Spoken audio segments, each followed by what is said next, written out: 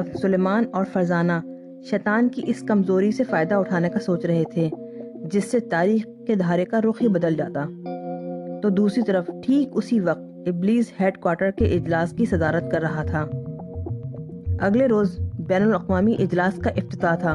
Head quarter کا unit ہر سال بین الاقوامی اجلاس سے پہلے اپنی کارکردگی کا جائزہ لیتا تھا۔ اس کی وجہ یہ تھی کہ ابلیس اس علاقے میں خود آپریٹ کرتا تھا۔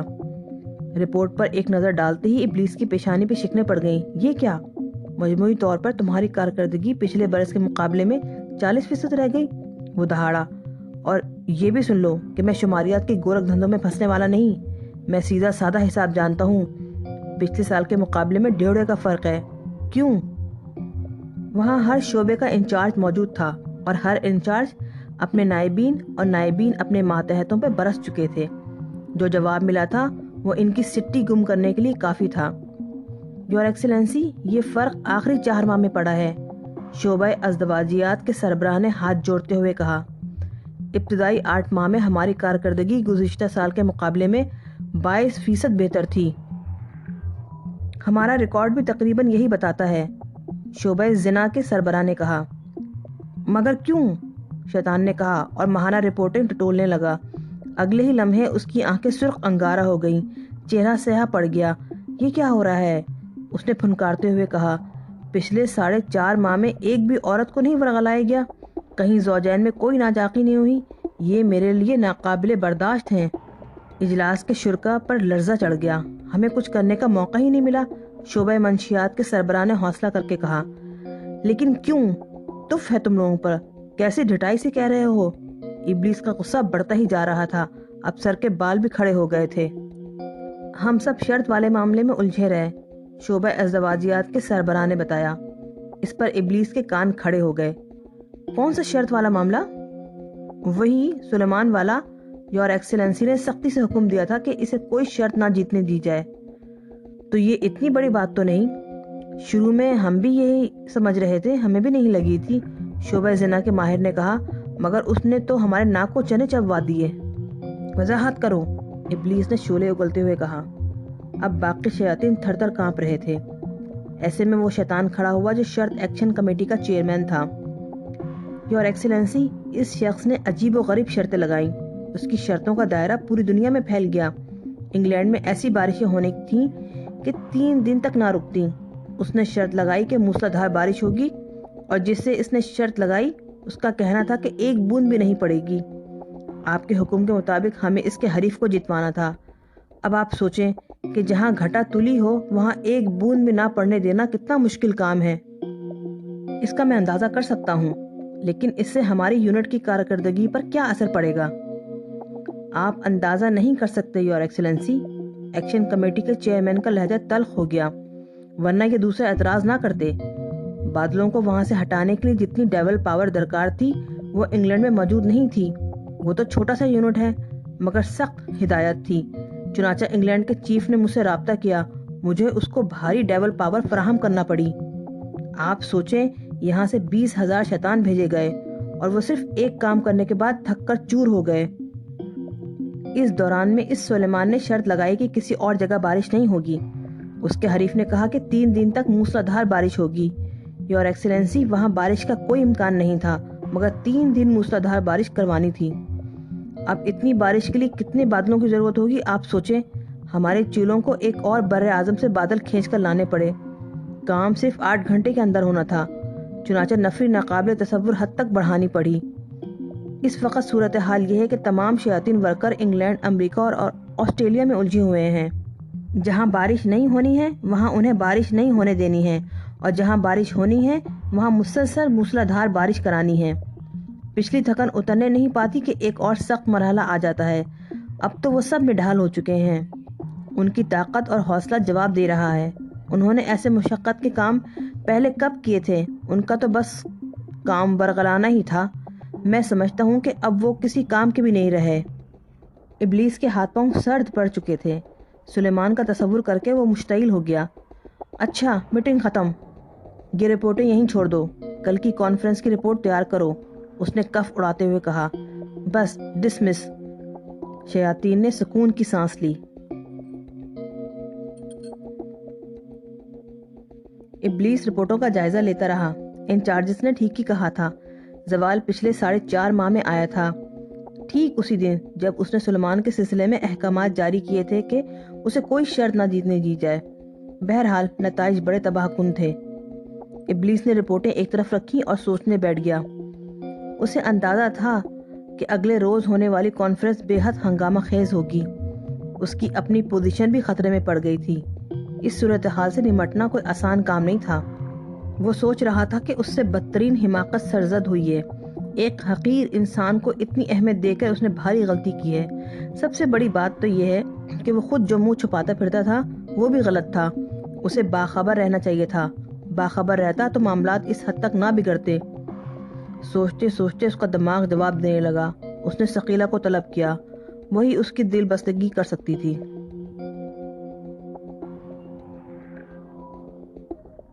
ابلیس کو اندازہ بھی نہیں تھا کہ کانفرنس کس حد تک خطرناک اور ہنگامہ خیز ہو سکتی ہے۔ اسے یہ اندازہ بھی نہیں تھا کہ اس کی بے خبری اور اس کا فرار شیاطین کے لیے کس قدر تباہ کن ثابت ہوا ہے۔ کانفرنس میں تمام یونٹس کی رپورٹیں سامنے آئیں تو اس کے ہوش اڑ گئے۔ جہاں بدکاری قانوناً جائز قرار دی جا چکی تھی، وہاں اصلاحی معاشرے کی تحریکیں زور پکڑ رہی تھیں۔ شیطنت کے مضبوط ترین قلعوں کی بنیادیں ہل گئی تھیں، شگاف پڑ گئے تھے ان میں۔ سب سے بڑی بات یہ کہ عالمی اخوت اور عالمی امن کے نظریات کو فروغ ہو رہا تھا اور ان کے سلسلے میں عملی اقدامات کیے جا رہے تھے۔ یہ دیکھ کر ابلیس کا ضبط جواب دے گیا کہ پچھلے 4 ماہ میں 6 عالمی نوعیت کے امن معاہدوں پر نہ صرف دستخط ہوئے بلکہ ان پر عمل درآمد بھی شروع ہو گیا تھا۔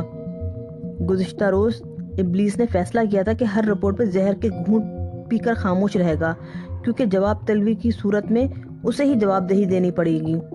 ایک بار تنقید کا سلسلہ شروع ہو گیا تو اس کی پوزیشن بری طرح متاثر ہوگی۔ وہ جانتا تھا کہ یہ سب کچھ اسی کا کیا دھرا ہے، اسی کی حماقتوں کا نتیجہ ہے، لیکن دنیا بھر سے اتنی حوصلہ شکن رپورٹیں دیکھ کر اس سے رہا نہ گیا۔ وہ اپنا فیصلہ بھول گیا۔ یہ سب کیا ہے؟ اس نے غصے میں آگ بگولا ہوتے ہوئے کہا۔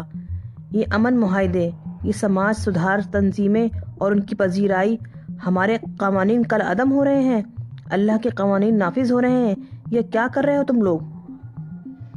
یہ سب کچھ آپ کی غلط پالیسی کی وجہ سے ہے، سویڈن کے چیف نے بے خوفی سے کہا۔ ابلیس کے سر کے بال کھڑے ہو گئے۔ کیا بکواس کر رہے ہو؟ ٹھیک کہہ رہا ہوں، اپنی غلطی ہم پر نہ تھوپیں۔ ابلیس کو یہ احساس اور مشتعل کر گیا کہ سویڈن کا چیف اسے یور ایکسلنسی یا یور ہائنس کہہ کے مخاطب نہیں کر رہا ہے۔ فرتے غیظ سے اس کے بال سانپوں میں تبدیل ہو گئے اور پھنکارنے لگے۔ تمہیں تمیز نہیں رہی؟ آداب بھول گئے ہو؟ تم بات کس سے کر رہے ہو؟ ہم ان سے متفق ہیں، یورپ کے کئی ملکوں کے چیف بیک آواز میں بولے۔ تم لوگ مجھ پہ تنقید کر رہے ہو؟ مجھ پر؟ ابلیس کی بے یقینی دیدنی تھی۔ مہذب جمہوری معاشروں کی بالیدگی تنقید سے ہوتی ہے، امریکی چیف نے کہا۔ ابلیس سر کے بال نوچ نوچ کر فرش پہ پھینکنے لگا۔ وہاں سانپ ہی سانپ رینگنے لگے۔ بدبختوں، کیسا برا وقت آ گیا ہے، تم سب کچھ بھول گئے ہو، اس نے گرج کر کہا۔ یہ جمہوریت اور اس کے اصول ہم نے انسانوں کو تباہی اور بربادی کے لیے وضع کیے تھے، ورنہ مرتبہ تو عقل سے ہے۔ گدھے اور لومڑی کو ووٹ کا مساوی حق بے وقوف ہی دے سکتے ہیں۔ تم لوگ مجھ پر تنقید کی اہلیت نہیں رکھتے۔ آپ کی عقل نے تو ہم سب کو اس حال تک پہنچایا ہے، امریکی چیف نے ترکی بترکی کہا۔ تم سب برباد ہو جاؤ گے۔ برباد ہو چکے ہیں اور کیا ہوں گے؟ بہتر ہے آج الیکشن کرا لیا جائے۔ الیکشن ایسے نہیں ہوتا، ابلیس نے ہاتھ نچاتے ہوئے کہا۔ ہمارے آئین کے تحت بالغ رائے دہی کا اصول مروج ہے۔ تم الیکشن کی تاریخ مقرر کر لو، دیکھ لینا میرے تمام مخالفین کی ضمانتیں ضبط ہو جائیں گی۔ میں تمام شیاطین میں مقبول ہوں، میں ہیرو ہوں ان کا۔ ہم بھی آئین میں ترمیم کرتے ہیں۔ آپ کہہ چکے ہیں کہ جمہوریت انسان کی تباہی کے لیے سوچی گئی تھی اور گدھے اور لومڑی کو ووٹ کا مساوی حق دینا بے وقوفی ہے۔ اب چیف ایگزیکٹو کا انتخاب یہ کونسل کرے گی، برطانوی چیف نے کہا۔ ابلیس کا چہرہ فخ ہو گیا۔ تم آئین میں ایسی کوئی ترمیم نہیں کر سکتے۔ کیوں نہیں کر سکتے؟ ہم مقننہ ہیں، قانون ساز ادارہ ہیں۔ میں ابھی قرارداد پیش کر رہا ہوں، ابھی رائے شماری سے فیصلہ۔ یہ امریکی چیف تھا۔ بات نہ جانے کہاں تک پہنچی، مگر اسی وقت ابلیس کا سیکرٹری روتا پیٹتا بین کرتا کانفرنس روم میں چلا آیا۔ کیا ہوا؟ ابلیس نے گھبرا کر پوچھا۔ سیکرٹری نے بغیر کچھ کہے ضمیمہ اس کی طرف بڑھا دیا۔ ابلیس نے شہ سرخی پڑھی اور لرزنے لگا۔ اس نے اخبار ایک چیف کی طرف بڑھا دیا۔ 5 منٹ میں وہ سب اخبار کی شہ سرخی پڑھ چکے تھے۔ کانفرنس روم کی فضا ماتمی ہو گئی تھی۔ میز پہ رکھے اخبار کی شہ سرخی چیختی محسوس ہو رہی تھی۔ اسرائیل کے خلاف قرارداد مذمت متفقہ طور پہ منظور۔ کسی نے قرارداد کی مخالفت نہیں کی۔ امریکہ نے بھی قرارداد کے حق میں ووٹ دیا۔ یہ کیسے ہوا؟ اچانک ابلیس نے گرج کر پوچھا۔ مخاطب امریکی چیف تھا۔ وہی شرط والا معاملہ، امریکی چیف نے آہ بھر کے کہا۔ اسی سلیمان نے شرط لگائی تھی کہ امریکہ اس قرارداد کو ویٹو کرے گا۔ ابلیس کے سمجھ میں نہیں آ رہا تھا کہ اب کیا کرے۔ اچانک اسے ایک نکتہ سوجھ گیا۔ اب تم اپنے بارے میں غور کرو، اس نے امریکی چیف سے ملامتی لہجے میں کہا۔ اپنی قوت فیصلہ کے بارے میں کیا کہو گے تم؟ میں کیا کہہ سکتا ہوں؟ امریکی چیف نے بے بسی سے کہا۔ شرط کے بارے میں آپ کا حکم ہی ایسا سخت اور غیر لچکدار تھا۔ لیکن یہاں معاملہ بنیادی پالیسی اور قومی سلامتی کا تھا۔ کیا میرے حکم سے سب کی تباہی کا سامان کیا جا سکتا تھا؟ امریکی چیف نے شرمندگی سے سر جھکا لیا۔ لوہا گرم تھا۔ ابلیس نے معاملہ سنبھالنے کی آخری کوشش کے طور پر فیصلہ کن ضرب لگائی۔ ٹھیک ہے، میں اس المیہ کی ذمہ داری قبول کرتے ہوئے مستعفی ہو رہا ہوں۔ تم لوگ کسی اور کو سربراہ منتخب کر لو۔ ایک لمحے کو کانفرنس روم پہ موت کی سی خاموشی مسلط ہو گئی۔ پھر ایسا کوہرام مچا جیسے موت کا گھر ہو۔ تمام شیاطین بین کر رہے تھے۔ پھر وہ سب ابلیس کے قدموں پہ گرنے لگے۔ یور ایکسلنسی، یہ غضب نہ کریں۔ مائے باپ، رحم کریں ہم پر۔ یور ہائنس، اس بار معاف کر دیں۔ سربلند ابلیس مسکراتا رہا۔ ہم کہیں کے نہیں رہیں گے جناب۔ چپ ہو جاؤ، ابلیس نے گرج کر کہا۔ ابھی کچھ دیر پہلے تم لوگ مجھے جمہوریت پڑھا رہے تھے۔ ہماری غلطی تھی یور ایکسلنسی، معاف کر دیں۔ جمہوریت تو تباہ کن چیز ہے، معاشرتی خودکشی ہے یور ہائنس۔ اچھا بس، ابلیس ہاتھ اٹھاتے ہوئے دہاڑا۔ اب سکون سے بیٹھ جاؤ۔ تمہاری اجتماعی معذرت اور یہ گریہ زاری کی وجہ سے اور تمہارے پرزور اصرار پہ میں اپنے مستعفی ہونے کا فیصلہ واپس لیتا ہوں۔ اب اپنی اپنی جگہ پر بیٹھ جاؤ اور سکون سے توجہ سے میری بات سنو۔ چند لمحوں میں احترام امیز خاموشی چھا گئی۔ سب اپنی اپنی جگہ بیٹھ گئے۔ ابلیس نے کھنکار کر اپنا گلا صاف کیا اور بولا، اس سال کو ضائع سمجھو۔ اس سے جو سبق سیکھے ہیں ہمیشہ یاد رکھنا، انسان بہت خطرناک ہے۔ یار زندہ صحبت باقی۔ بس آئندہ جمہوریت کا نام نہ لینا۔ میری غلطی اپنی جگہ، مگر میرا حکم ماننے میں کبھی نہ ہچکچانا، ورنہ تباہ و برباد ہو جاؤ گے۔ ایسا ہی ہوگا یور ایکسلنسی، سب نے بیک آواز میں کہا۔ اور اب میرا تازہ ترین حکم سنو، ابلیس نے کہا۔ سلیمان کو شرط کے سلسلے میں دیا جانے والا حکم کل عدم قرار دیا جاتا ہے۔ تمام شیاطین نے سکون کی سانس لی۔ اور اب میرا دارالحکومت تبدیل ہو رہا ہے، میں فلسطین میں رہوں گا۔ جو مرضی عالی جا، سب نے بیک آواز میں کہا۔ اب ایجنڈے پہ بات ہوگی اور مستقبل کی منصوبہ بندی کی جائے گی۔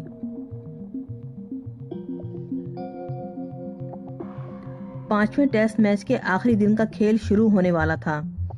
سیریز کا فیصلہ ہونے والا تھا، کیونکہ اب تک سیریز 2-2 سے برابر تھی، مگر یہ طے تھا کہ انگلینڈ اس میچ کے ساتھ ہی سیریز بھی جیت جائے گا۔ پاکستان کو یقینی شکست کا سامنا تھا۔ انہیں جیتنے کے لیے آخری اننگ میں 435 کا ٹارگٹ ملا تھا، مگر چوتھے دن کھیل ختم ہونے تک صرف 121 رن پاکستان کے 8 کھلاڑی آؤٹ ہو چکے تھے۔ پورا 5واں دن باقی تھا، لیکن عام اندازہ یہ تھا کہ پاکستانی ٹیم 1 گھنٹہ بھی نہیں گزارے گی، کیونکہ بشمول وکٹ کیپر تمام بیٹسمین آؤٹ ہو چکے تھے۔ انگلینڈ کے ڈریسنگ روم میں اور ٹی سی سی بی کے پویلین میں جشن کا سما تھا۔ پیٹر فورڈ بہت خوش تھا۔ محکمہ موسمیات کے دن بھر شدید بارش کی پیش گوئی کے باوجود وہ مطمئن تھا۔ عقل مندی یہ ہوئی تھی کہ دوسرے ٹیسٹ کے بعد انہوں نے عدنان ایسوسی ایٹس انٹرنیشنل سے معاہدے کو کل عدم نہیں کیا تھا۔ اس کے نتیجے میں وہ موسم سے محفوظ تھے، بلکہ سیریز جیتنے والے تھے۔ میچ شروع ہونے میں 5 منٹ باقی تھے کہ اچانک آسمان پہ تیزی سے گھٹا چھانے لگی۔ بادل آسمان کا گھیراؤ کرنے لگے، ساتھ ہی ساتھ تیز ہوا بھی چلنے لگی، لیکن پیٹر فورڈ کے اطمینان میں کوئی کمی نہیں آئی۔ اسے یقین تھا کہ بارش نہیں ہو سکتی۔ اسٹیڈیم تماشائیوں سے بھر چکا تھا۔ سب انگلینڈ کی کامیابی دیکھنے کے لیے بے چین تھے۔ انگلینڈ کے کھلاڑی فیلڈنگ کے لیے میدان میں اترے تو پرجوش تالیوں سے ان کا خیر مقدم کیا گیا۔ پھر پاکستانی بیٹسمین تھکے تھکے قدموں سے کریز کی طرف بڑھتے نظر آئے۔ مایوسی ان کی چال ڈھال سے عیاں تھی۔ عین اسی لمحے آسمان پھٹ گیا۔